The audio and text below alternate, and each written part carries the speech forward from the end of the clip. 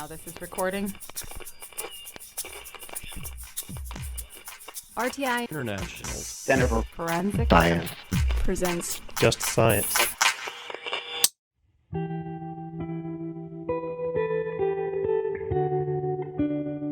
Welcome to Just Science, a podcast for forensic science professionals and anyone who is interested in learning more about how real crime laboratories work. In episode 6 of the identification season, Just Science interviews Hillary Daluz, an instructor for Tritech Forensics and author on latent print analysis. From soda cans and cigarette packs to animal carcasses and pressure cookers, an improvised explosive device is just that, improvised. One of the most difficult parts of I.E.D. identification after the explosion is figuring out what was part of the bomb itself. Hillary Daluz spent 14 months in Iraq as a latent print examiner working on the remains of improvised explosive devices. Listen along as she discusses contextual bias, the difficulty of identifying fingerprints on improvised explosives, and the importance of partnering with other disciplines in this episode of Just Science. This season is funded by the National Institute of Justice's Forensic Technology Center of Excellence. Here's your host, Dr. John Morgan. And welcome to Just Science, the podcast for forensic science professionals. I'm your host, John Morgan, with RTI's Forensic Technology Center of Excellence, a program of the National Institute of Justice. Today, we are in beautiful San Antonio, Texas, and as anyone who's been listening to our series from IAI, we're at the International Association for Identification. Our guest for you today on this episode is Hillary Daluz, who is currently an instructor for Tritech Forensics, which has an office in North Carolina where RTI is, but she actually is based out of Kansas these days, and a forensic specialist with Forensic Identification Services, and author of 2 CRC press books. 2, absolutely. Fundamentals of Fingerprint Analysis and the Fingerprint Analysis Laboratory Workbook. So you've literally written the books on fingerprint analysis. I have. And has a master's in forensic science from UC Davis. In addition to many other things, she's deployed forward in Iraq as a latent print examiner. So we're going to be talking a little bit about her experience in that regard and her experience with developing latent prints from IEDs, which she has been talking about a little bit here at II. Welcome to the podcast, Hillary. Thank you so much, John. I appreciate being here. From your perspective, latent prints obviously is a kind of a big field, very important field, a lot of changes going on in latent print identification. I mean, where do you think things are going to be heading yourself in terms of where the next steps are in developing ACE-V and bringing in more quantitative methods and that kind of thing? What's your view on all of that controversy or what a discussion? Well, I've had this discussion with several people at this conference, and I feel like the discussion has continued for the past decade. Change is always a good thing, and I think a lot of us can do for reminders about how great change can be. I'm one of those people that does not like change, but I have learned over the years that you really have to embrace change in order to grow as a person. We're going through that right now in forensics, and we always will go through that in forensics because forensics is a science, and science, you never get to the finish line. So you asked about the quantitation. I know a lot of people will be retiring when some of that comes to fruition.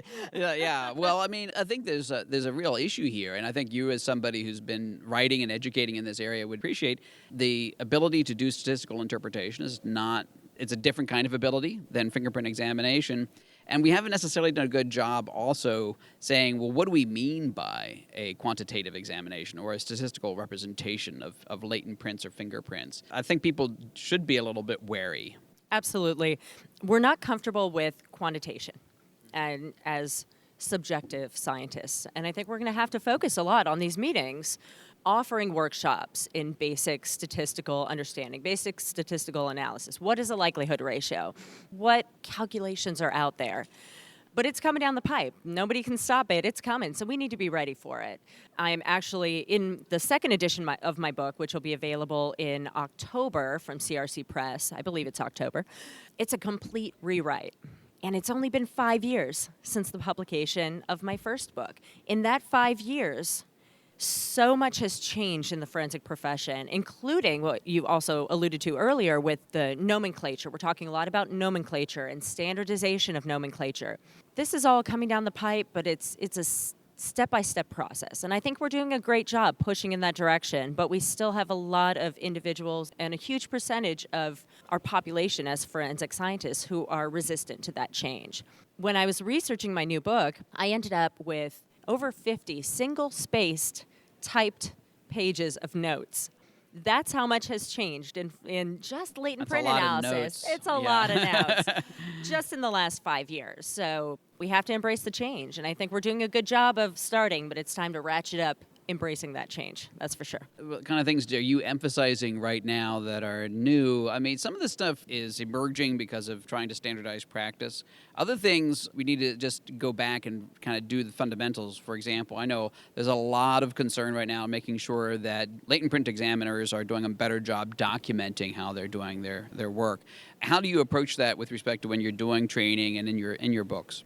I focus a lot on transparency and the end user being the juror. It's called forensic science because the word forensic really refers to anything that is applied to legal matters. Forensic anthropology as it applies to legal matters. We can't work in a vacuum. We can't just live in our little bubbles in the laboratory without being cognizant of the fact that the end user is down the line, maybe possibly 2 years down the line. The end user is the juror, and they have to be able to understand what we did and why we did it. A lot of the why we did it part is lost on forensic scientists who perhaps have learned, hey, this is how we do this technique in this laboratory, because that's how we've always done it. Yeah, it's oftentimes an apprenticed discipline, right? It is. Absolutely. And as a result, this is how we do it thing tends to be a little bit too ingrained, right? I think we're moving away from that, and you're seeing more and more training programs. I teach courtroom testimony. I also teach a courtroom testimony for fingerprint examiners, which is a little more specific to the latent print and 10 print disciplines.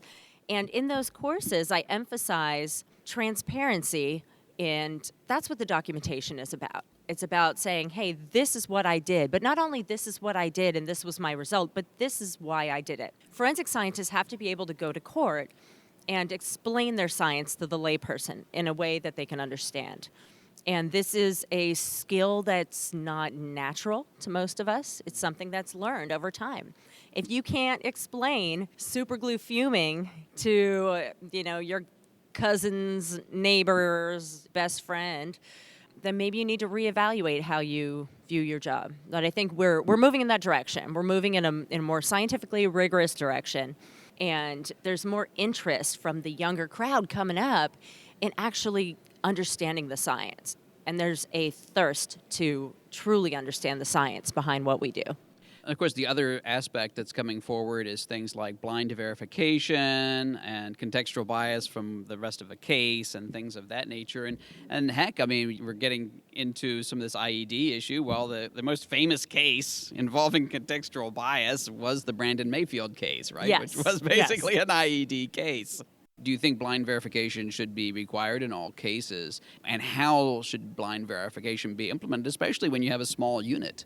I was going to say, I'm a bit spoiled. So it's easy for me to sit here and say that in my agency of 2, that 100% blind verification is necessary and should be implemented today. It's easy for me to say because I have one other person, who I can toss my stuff to.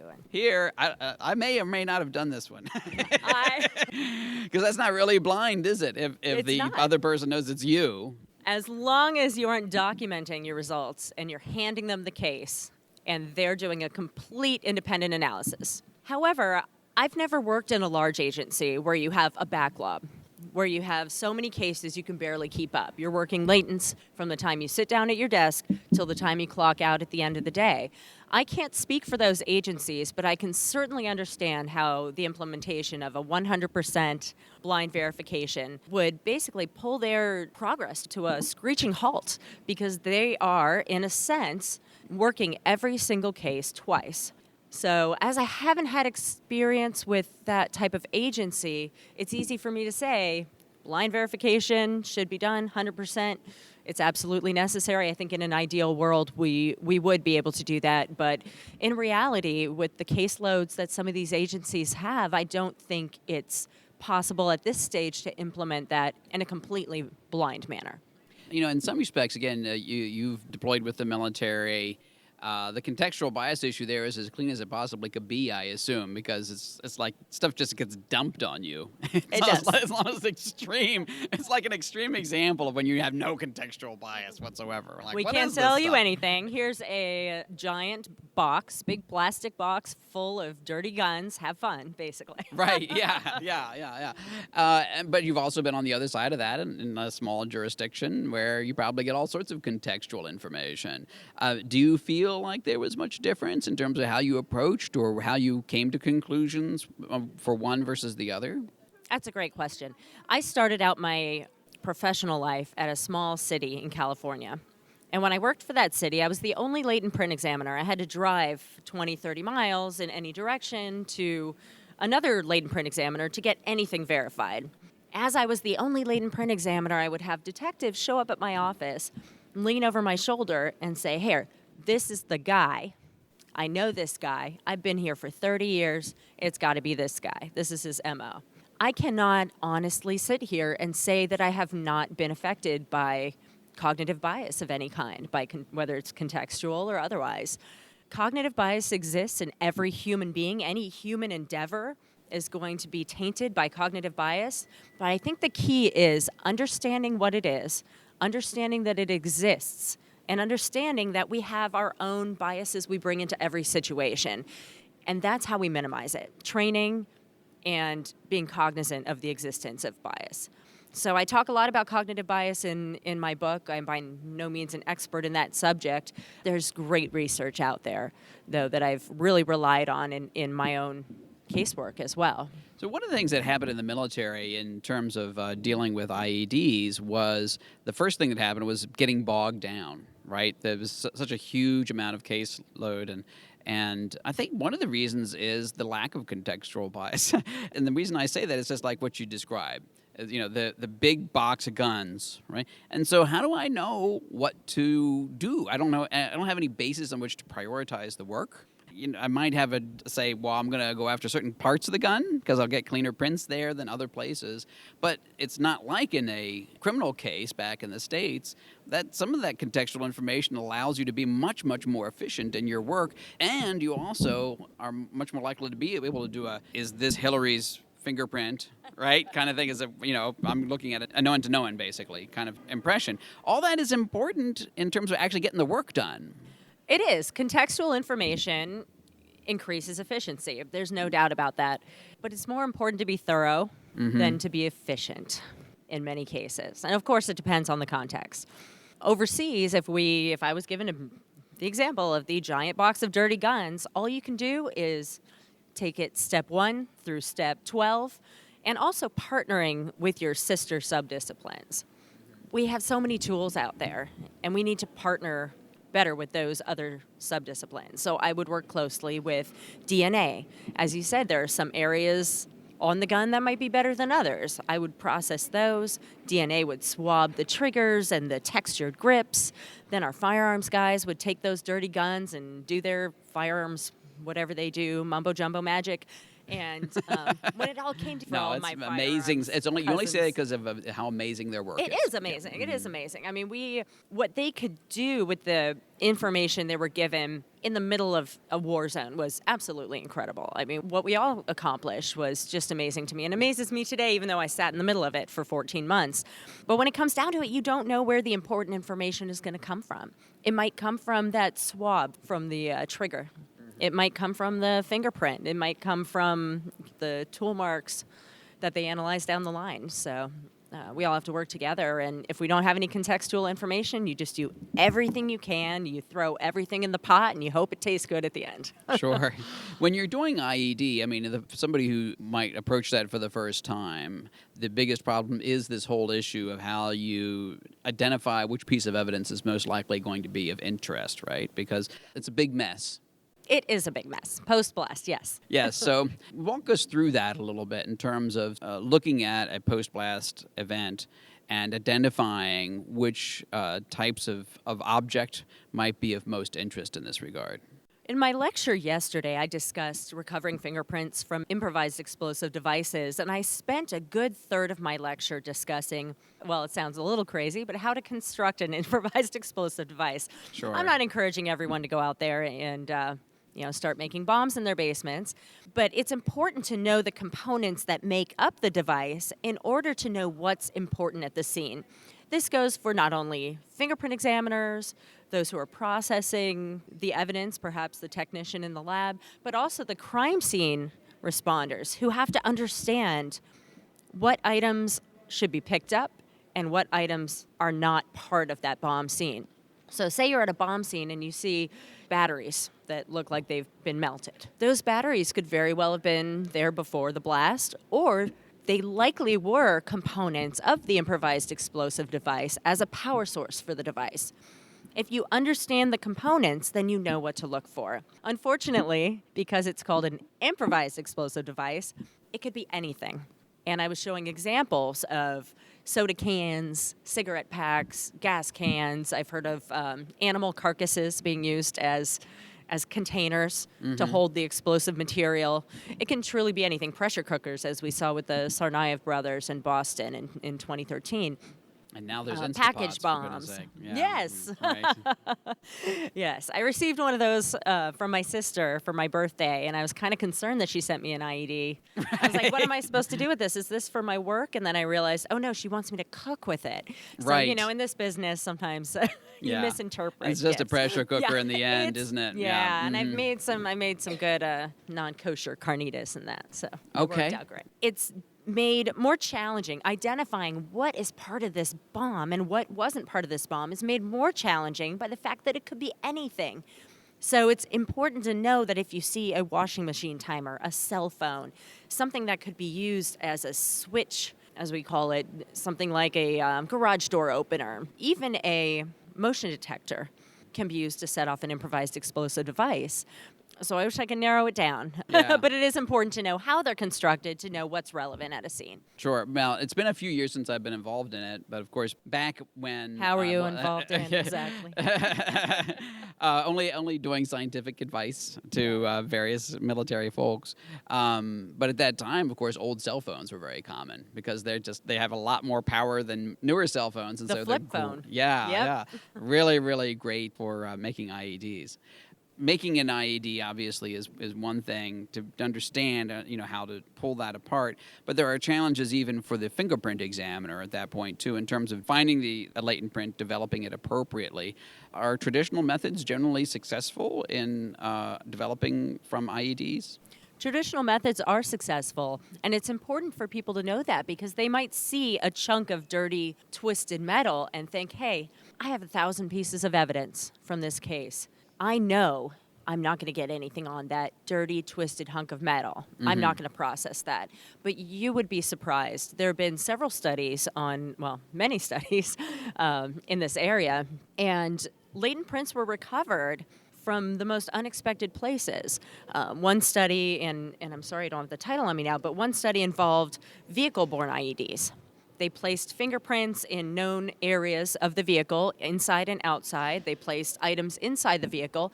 They blew up the vehicle. It makes me very jealous because my graduate school project was not that cool. I didn't get to blow anything up. I'm like, why didn't I think of this? So what they found was using the RUVIS, the reflective ultraviolet imaging system, and traditional methods of superglue fuming and dye staining, they were able to recover identifiable latent prints from items inside the vehicle, from the vehicle itself. So whenever we would approach processing an explosives case, if you have an explosive, it's going to be a high-profile case, what we call a high-profile case. All cases are important to the people who are victimized, but these cases tend to be given a higher priority. You're going to process everything and never make assumptions because you never know what you're going to see. And if you have that RUVIS sitting in a box in your lab and you've never used it, give me a call. Give Tritech a call. I'll come to you and show you how to use that sucker because it is a great tool for recovering fingerprints post-blast as well as, in your daily processing. But you use standard techniques, standard sequential Heck of a lot processing. easier than superglue fuming. Heck of a lot easier. And It makes those super glue prints look amazing. So. Now some of our international partners are much more oriented around vapor deposition, which I know is almost never used in the United States for I.E.D. fingerprint work. I don't know, have you ever used vapor deposition? I have not. I've saved up in my piggy bank. I will never be able to afford one of those. But no, I have not. I have not had the opportunity to do that. Okay. Well, walk us through a little bit elsewise in terms of there's the collection and trying to collect things that are almost certainly oriented around, you mentioned batteries and switches and things of that nature, using fairly traditional methods for development. What other things do you cover with respect to important elements that might distinguish I.E.D. latent print work from other types of latent print work? I think the most important thing is safety, just understanding that even pre-blast, if you have something that doesn't look right, if you have a flashlight that was found in a park and it has a wire sticking out of it or tape wrapped around it, it's along the lines of if you see something, say something. If it doesn't look right, have someone x-ray it. Have someone with experience, I.E.D, bomb squad, take a look at that device because you never know when you could have a domestic incident. There have been incidents, flashlight I.E.Ds. The flashlight on switch serves as the trigger, the initiator for that I.E.D. When someone picks up this innocuous-looking flashlight, when we see a button, what do we want to do? We want to press the button. When you press the button, it goes boom. There may be a secondary device. So when you're unscrewing it, trying to take out the batteries after it's been rendered safe, you could detonate the device because of a booby trap or something secondary. So just to be extremely cautious about the evidence you receive. And if you have any questions about safety, that's number one. One of the things I like to point out about that, too, and I hope there's appreciation for it, I don't know. Two things about your local neighborhood bomb squad. One is that the domestic bomb squads now, I think, are better equipped than they certainly were at the time of 9/11.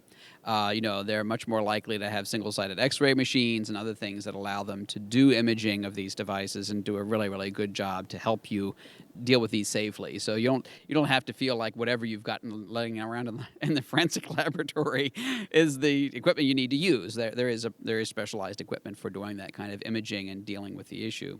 And the other thing I've noticed among the bomb squads is a much deeper appreciation for forensic science. Many of them spend some time learning about forensic science and forensic methods, and they take that very seriously. They almost look on themselves as both people who are doing I.E.D. tech and forensic science at the same time. You really take advantage of that out there. I'm really glad you brought that up because I really focused on domestic issues because most people here are here because they work in local, state, county, federal laboratories, most here in the U.S. I didn't focus on the battlefield forensics, but on the battlefield side, we did see that with the I.E.D. techs out there. In the early to mid-2000s, and I say we, it wasn't me, I'm not going to take credit, somebody started training them, and they realized that whereas they used to detonate the bombs in place and move on, it would be more valuable to render them safe and give them to us at the forensics lab. Let us figure out who put that bomb there, who constructed that bomb. And we weren't doing that until very, very recently in the military. So likewise, we have to remember the value of these pieces of evidence and not just, blow them up for the sake of blowing them up. But yes, they're much more cognizant on the military side of the value of that forensic evidence. And they really love being part of that CSI team. Since we're now the cool kids. We used to be the geeks of the police department, but we're now the cool kids. I'm going to be a nerd until the end of my days, I'm afraid. So I'm sorry that I did interrupt you because you were talking safety first. Yes, safety first. Also, something that's important is collecting any explosive residues for trace evidence examiners and chemists so that they can try to determine what was the source of this explosive. Where did this explosive come from? Is this black powder that can be purchased locally, or is this some kind of military-grade explosive? Again, that's voodoo magic I know nothing about, but that's very important to collect that residue. But to remember that some explosive residues are very sensitive to friction, and if you're not sure what something is, I wouldn't recommend scraping it off into a bindle. But if you can collect... It isn't just gunshot residue. It's a very different kind of residue oftentimes, yeah. Absolutely. So I would recommend collecting any residue you can because, again, The power in forensics is working together with all of our sister subdisciplines. The fingerprint side, we're not going to be the only ones adding forensic investigative value, and to think about, hey, who else can help me with this? Are there tool marks on this device? Is there explosive residue on this device? So collecting the explosive residue, very, very important as well. It's interesting. I mean, it's been up and down, I think, in terms of interest in this area. And I think that we're kind of seeing, unfortunately, a resurgence in being interested in IEDs, especially on the domestic side. The military, I think, is now, in some respects, when I was around, when you were in Iraq, there was I.E.D, the Joint Improvised Explosive Device Defeat Organization, which spent a lot of money trying to figure out how to do IEDs really well, how to counter IEDs in a lot of different ways. And I'm not sure where the military is these days, but I think on the domestic side, there's a lot more concern because, you have active shooters, you have the Boston bombing, you have other things going on where people are like, okay, I might need to worry about this now. We see so many lone wolf terrorists in the news. They talk about lone wolf terrorists and the connection with social media. People are scared. People are afraid that this can happen in their towns and cities. And we used to think that these events, these domestic terror events, would be confined to large cities such as Los Angeles or New York or Oklahoma City. It can happen anywhere. So it's important for forensic scientists who might work in a small town to understand that lone wolf terrorists, it can be really anyone who's self-radicalized online or through Al-Qaeda publications such as the magazine Inspire, which gives you, recipes for... Very easy to get Inspire and yes. Download it all. Yeah. Easy to get a handle on these publications. So it's important to remember that it can affect any of us, not to continue on a fearful note. Well, no. I think the issue for forensic scientists is exactly that. It isn't something that most forensic science organizations are going to do on a daily basis. There are some that will. Some of the major urban departments will see an awful lot of improvised explosive, pipe bombs and all the rest of it on a reasonably constant basis. But the fact is that I think a fairly broad range of organizations need to be cognizant of it and have some training in the area. I spoke with a gentleman from the Israeli National Police who said, this is our everyday evidence. This is what we get. He's giving me stories of some of the incredible forensic evidence they've recovered, such as when wires are stripped using an individual's teeth. They would swab those wires, and they were getting full DNA profiles. So, I mean... That's great. I don't have to deal with this on a regular basis. I'm at home with my 3-year-old now eating Kansas City barbecue, having a great old time. But the agencies that are out there on the streets every day, they need to be cognizant of the types of evidence that they might see on a regular basis. I mean, look at, Well, the INP obviously is very, very good at all that sort of thing. I remember some of their stories because it's a lesson about residue, too, because, the bomb makers love their own little secret recipes. This guy likes to put cumin into his device and all these other weird stuff. Like, look, man, I don't know. You might be bad, whatever terrorist, but I don't think the cumin is actually helping. Depends on whether or not you like cumin. So. Exactly. It's leaving some residue there. But again, I mean, that tells you something in terms of from a forensic scientist perspective. When you're dealing with an IED, the residue oftentimes will be very unique to that particular device and will help you in the investigation and then in the prosecution later on. Absolutely. And we didn't even talk about the electrical component side. That's an entire... That's more voodoo magic I'm not up to date on. But there's so many things we can do to fight and combat terrorism, and they're not terribly savvy, either at home or abroad. Sure. Some of our best evidence is the tape they use to construct the devices. Sure. I mean, absolutely. I use duct tape to fix everything. And guess what? It's a great material for holding a switch on a pipe. So Sure. Well, we actually had a different podcast. Now, we should link to it off of this podcast page on the Atlanta bomber. We actually did a case study looking at because it took a couple of years before the Atlanta bomber was actually arrested after the Olympic bombing, and so we actually did an entire podcast on the forensic science oriented around that bomb. So after you hear Hillary, you can go and listen to that one because that was a really, really fun podcast and an incredible story. So, but I appreciate Hillary Daluz. Thank you for being on the program. Thank you so much. It's an honor to be here. And thank you, listeners, for tuning in or listening in today. Please go on all of your favorite podcast platforms. Give us 5 big fancy stars. Tell everyone about how much you loved listening to Just Science, and tell your friends and colleagues to tune in and download as well. And thank you for listening today. Next week, Just Science interviews Carlos Gutierrez about forensic microanthropology, a new field of forensic science. Opinions or points of views expressed in this podcast represent a consensus of the authors and do not necessarily represent the official position or policies of its funding.